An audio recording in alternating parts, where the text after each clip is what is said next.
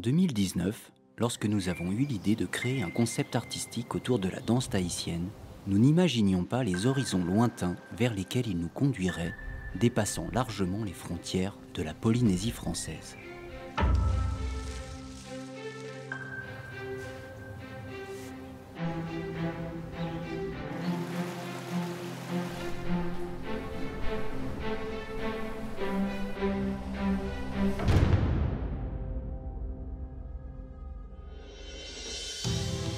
Danza polinesiana fa parte della mia giornata, tutto il giorno. Para mí representa uno de los más grandes sueños que tengo en mi vida.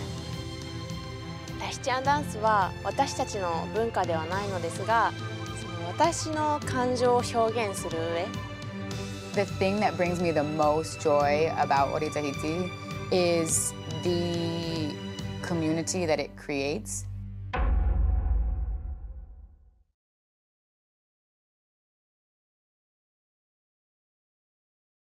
Nous avons voulu comprendre l'engouement du Ori Tahiti à travers le monde, et pour cela, nous avons demandé l'avis à Manouche Lehartel, l'une des figures les plus emblématiques de la danse polynésienne.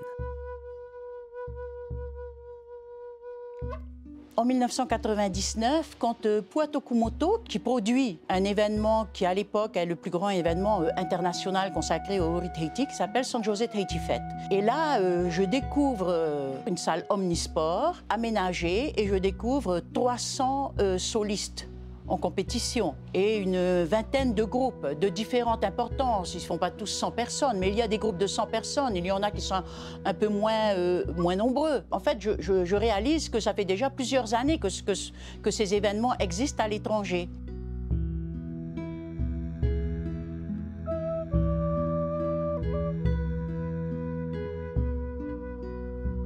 Les compétitions de danse tahitienne à l'international existent depuis plusieurs décennies.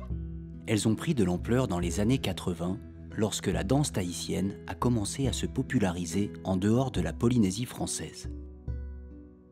Depuis, de nombreux événements et concours de Ori Tahiti ont été organisés dans différents pays, notamment aux États-Unis, au Mexique, en Europe et au Japon.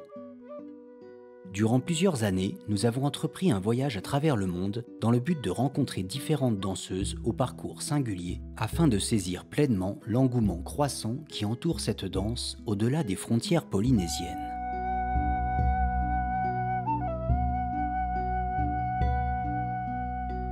En 2019, Kanani Asuega, une artiste originaire des îles Samoa, résidant à Los Angeles, est couronnée championne du monde de Ori Tahiti en remportant le prestigieux premier prix de la Ori Tahiti Nui Competition.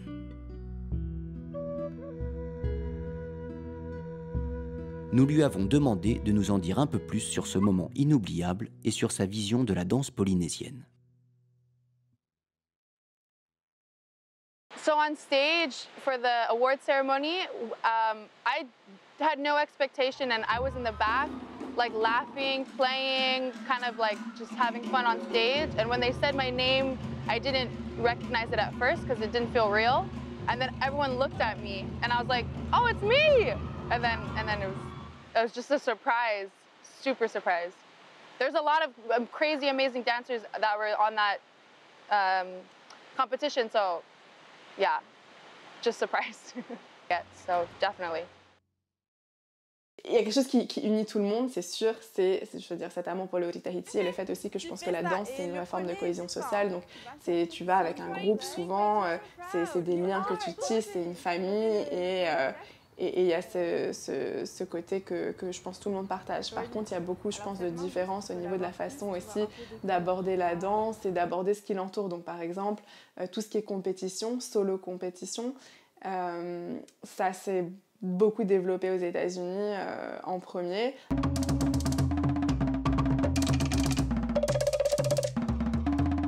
En 2019, nous avons eu la chance de réaliser le teaser du célèbre festival de San Diego, l'un des plus populaires des États-Unis. À ce jour, il existe plus d'une cinquantaine d'écoles et groupes de danse polynésienne dans ce pays, dont la plupart sont situés sur la côte ouest. L'un des plus célèbres groupes se nomme Nonosina, dirigé par Tiana Nonosina Ufo, avec qui nous avons partagé quelques jours au Mexique lors du festival Te Ori Ora. En attendant, nous avons rencontré Marie, une danseuse originaire du New Jersey, afin d'en savoir plus sur elle et sur sa passion. I think the first thing that opened my eyes to it was to how athletic and serious it can be was a competition that I attended as a spectator, seeing the dancers really spend a lot of time on their choreography, on their basics, their technique, their costumes, and realizing that it looked like, you know, a lot of fun, and also something that you can really dedicate a lot of time to.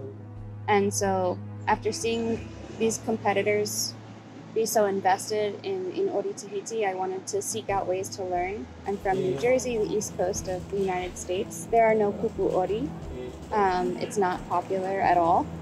And so we had to spend a lot of time and a lot of money to be able to find teachers. So taking flights to Florida, to California, and searching for a lot of workshops, using social media to get in touch with dancers to be able to coordinate Zoom classes and things like that.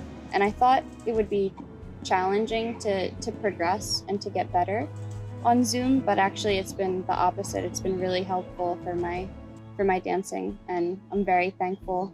It's the silver lining of the pandemic.